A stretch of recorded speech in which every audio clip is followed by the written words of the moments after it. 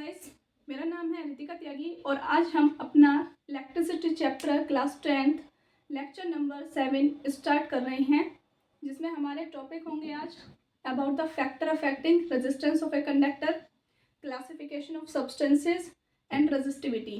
Let's start. First, types of substances on the basis of resistance. Resistance के basis पर कितने तरह के सब्सटेंसेस हैं? Good conductor, resistors and insulator. Mainly there are three types of substances on the basis of their resistances. Good conductors, as we know, conductors are the material that easily flow the electric charges through them. अगर कोई material electric charges को easily अपने through flow करा देता है, then it has very low resistance. Conductors, those substances which have very low electrical resistance are called good conductors. यानी good conductor क्या होंगे? जिनका रेजिस्टेंस बहुत कम होता है।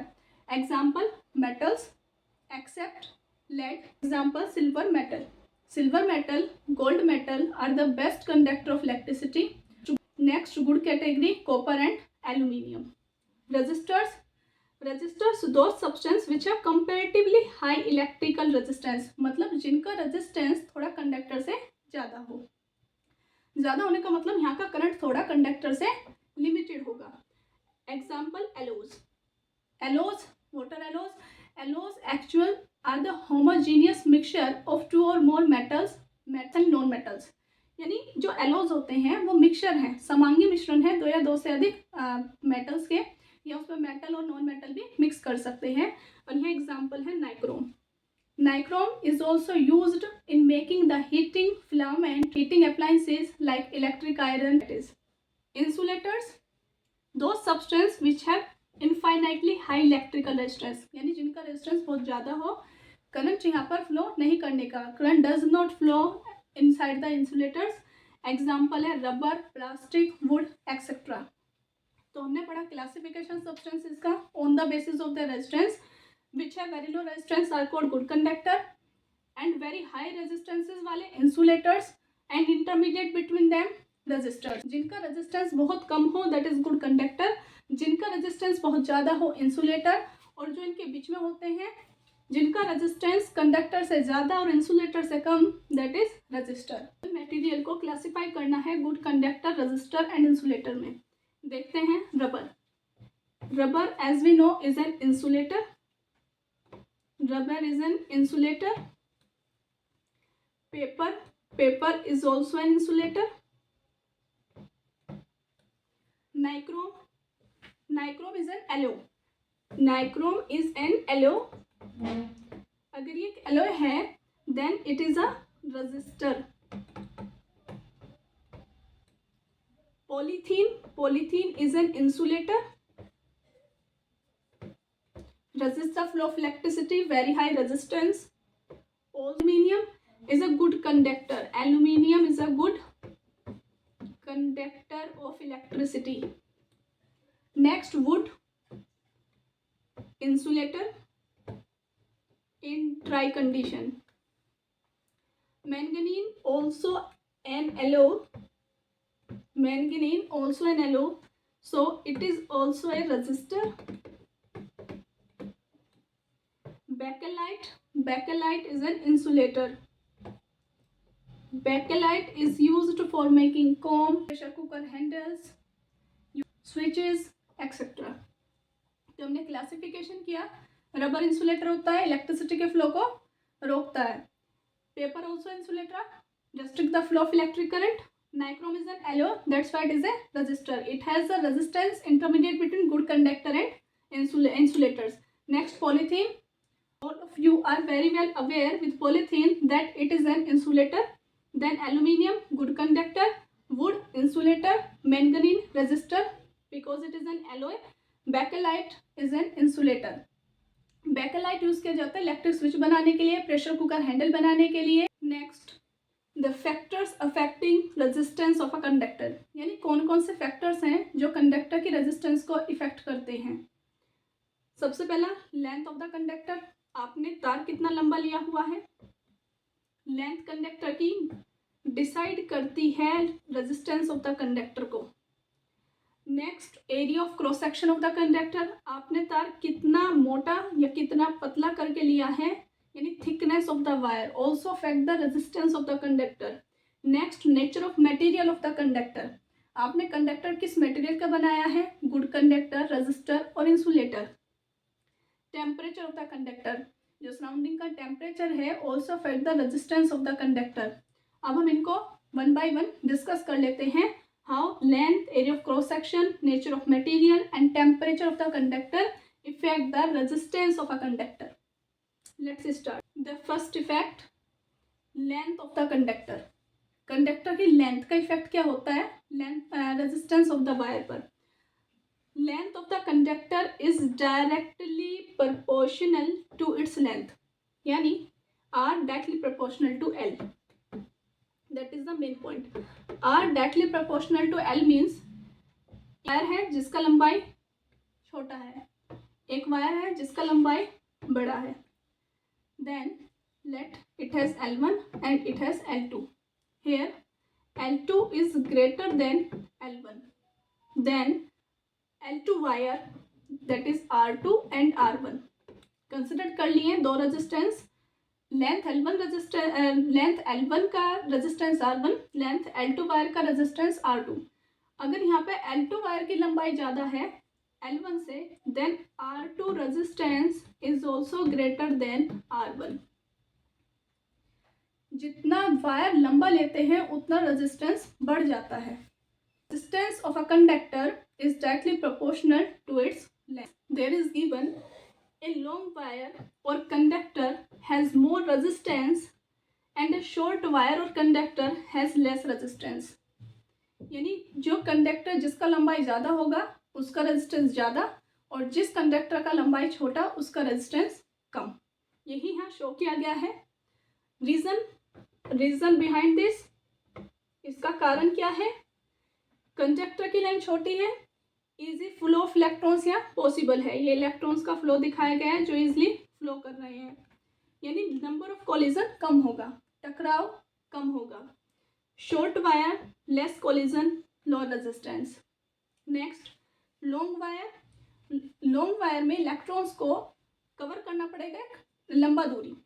इस कंडीशन में लॉन्ग वायर में मोर कोलिजन ऑफ इलेक्ट्रॉन होगा, और कोलिजन बढ़ने से रेजिस्टेंस बढ़ता है। यहाँ पे इलेक्ट्रॉन्स का फ्लो दिखाया है लेकिन वो बहुत ज़्यादा रेजिस्ट है, बाधा बढ़ गई है, रेजिस्टेंस बढ़ गई है, क्योंकि ये कोलिजन है कि ही करते रहेंगे इस वायर को क्रॉस आउट करने के दौरान। The second effect on the resistance of the conductor is area of cross section of the conductor. यानी जो सेकेंड इफेक्ट है वो एरिया ऑफ क्रॉस सेक्शन के लिए है। Resistance of a conductor is inversely proportional to its area of cross section। इसका मतलब R is inversely proportional to A। ये कंसिडर कर लेते हैं to wires. First has a small area of cross section, that is A1, thin wire, and second wire of the same length with larger area of cross section, that is A2, it means thick wire। दो wire लिए हैं, एक का area of cross section A1 है, second का A2 है। A2 यहाँ पे बड़ा है, मोटा है कंपेयर टू A1। तो यहाँ पे कहा गया जितना R होगा वो इन्वर्सली प्रोपोर्शनल होगा A पर। इसका मतलब एरिया जितना बढ़ाएंगे उतना रेजिस्टेंस कम हो जाएगा। तो यहाँ पर resistance R2 and R1, R2 is smaller than R1। Area जिसका कम उसका रेजिस्टेंस ज़्यादा, जिसका एरिया ज़्यादा उसका resistance come.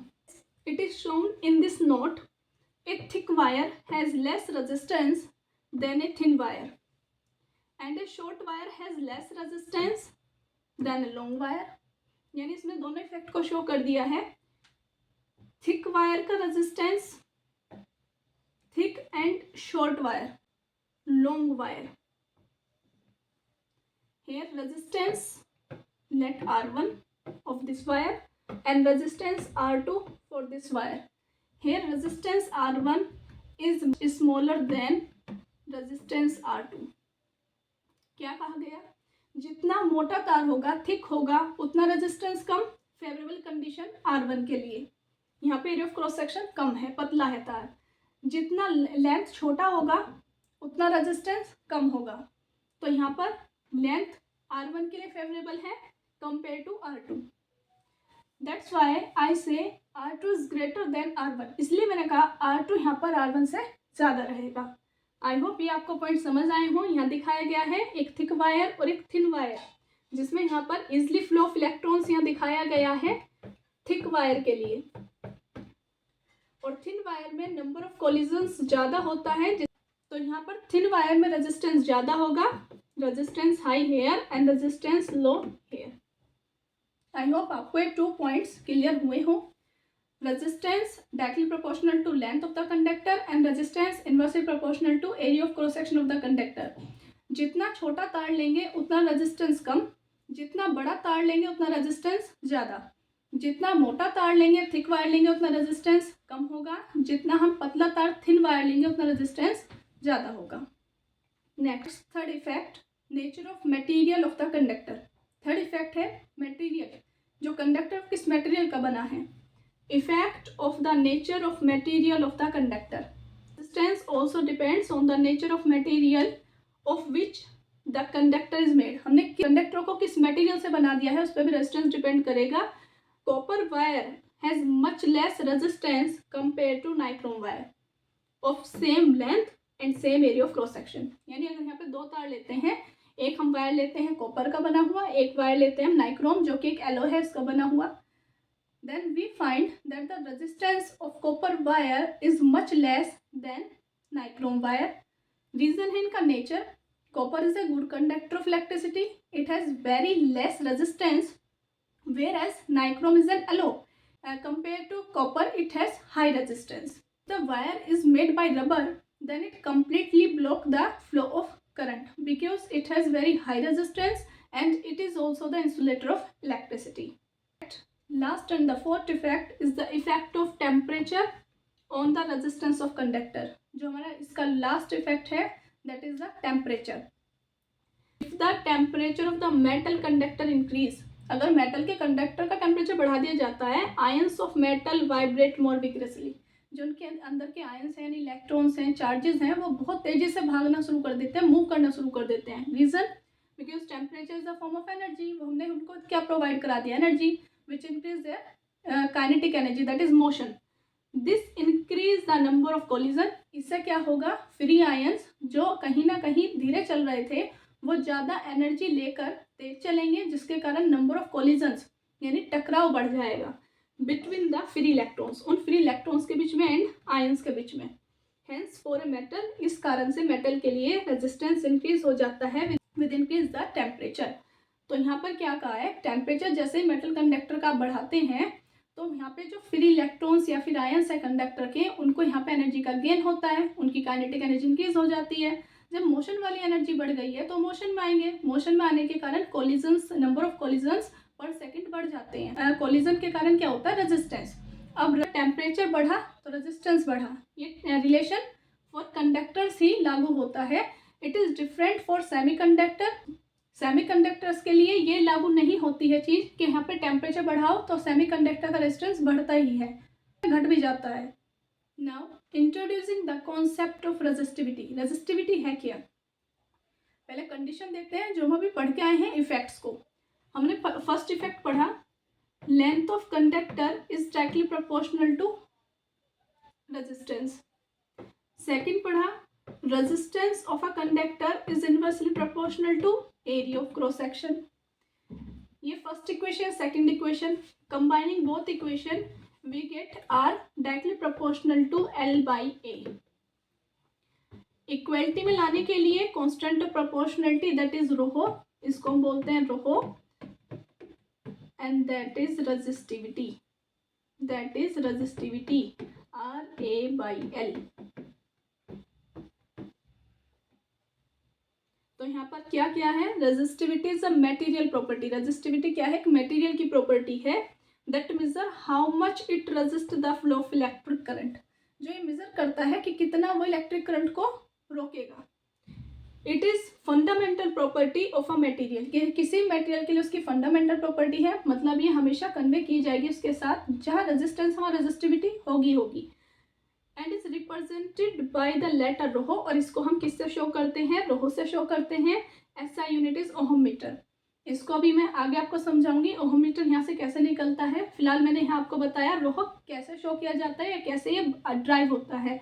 Are directly proportional to N resistance, जैसा कि हम पढ़ के आए हैं, रेजिस्टेंस जितना ज़्यादा लंबा तार लेंगे उतना ज़्यादा रेजिस्टेंस होता है, डायरेक्टली प्रोपोर्शनल का रिलेशन है। और आर और ए का इन्वर्सली प्रोपोर्शनल का रिलेशन है। Combining both this equation we get R directly proportional to L by A. Then यहाँ पर प्रोपोर्शनलिटी के इक्वलिटी में लाने के लिए इंट्रोड्यूस कराया रोहो, एंड रोहो ही यहाँ पर रेजिस्टिविटी है, जो मटेरियल की एक प्रॉपर्टी है जो ये बताएगी कि वो कितना फ्लो को इलेक्ट्रॉन्स के रोकेगा, रेजिस्ट करेगा, दैट इज रेजिस्टिविटी। तो आपको इसकी डिफाइन याद रखनी है। It is a material property that major how much it resist the flow of electric current. यानी मटेरियल की प्रॉपर्टी है जो ये मेजर कर देता है कि इसकी वैल्यू मेजर कर देती है कि वो कितना इलेक्ट्रॉन्स के फ्लो को रेजिस्ट करेगा, that is resistivity. Symbol is rho and the unit is ohm metre. अब इसका यूनिट देखते हैं। As it is shown R equal rho L by A, R equal rho L by A, और A को multiply कराते हैं R से, that is R product A equal rho L, और डिवाइड कराते हैं एल से, that is R product A upon L. It is the formula for resistivity. R equal rho L by A, ये इस तरह से ड्राइव होता है। आपको पीछे बताया R directly proportional to L है और R inversely proportional to A होता है। जब हम इनको कंपेयर करते हैं, that is L by A, equality में लाने के लिए रोहो का यूज किया जाता है, दैट इज रेजिस्टिविटी, जो यहाँ दिखाया गया है। लेंथ और आर का symbol zigzag, air of cross section, resistivity उस मटेरियल की प्रॉपर्टी वो डिसाइड करेगा कि ये मटेरियल कितना इलेक्ट्रिक करंट को फ्लो होने से रोकेगा। यहाँ पे ये दिखाया गया है, A is the area of cross section, L is the length of wire, R is the resistance and rho is the resistivity. Next बात कर लेते हैं unit of resistivity. R equal rho L by A, then rho equal R multiply A by L, R multiply A by L. Unit of resistance is omega, यानी ohm, symbol is omega. Unit of area of cross section is centimetre square, and the unit of length is centimeter. Putting these units in the formula, ohm multiply centimeter square divide by centimeter, centimeter cancel centimeter, and we get rho equal omega centimeter. That is the SI unit of resistivity. का SI unit निकाला कैसे है? R का formula है R equal rho L by A, and rho के लिए formula बनेगा R multiply A by L.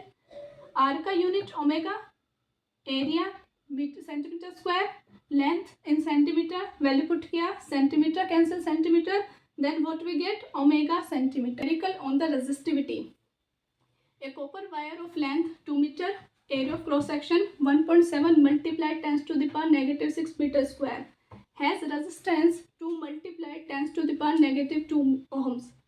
Calculate resistivity. Given L 2 meter, area of cross section A 1.7 multiply 10 to the power -6 meter square.